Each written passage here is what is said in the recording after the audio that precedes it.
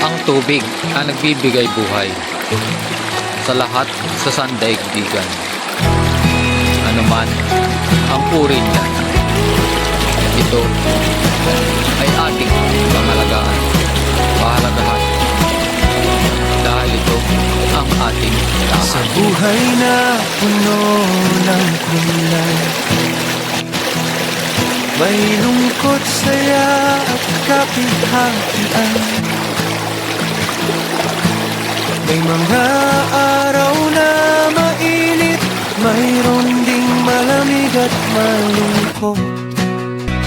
Ito ang aking tahanan, ito ang aking tahanan. Salamat aking ina, ikaw ang aking buhay at tahanan. Ikaw na nagbigay ng kulay sa mga bundok, gubat at parang ang sariwang tubig at hangin. Ang sa akin ay lakas at buhay,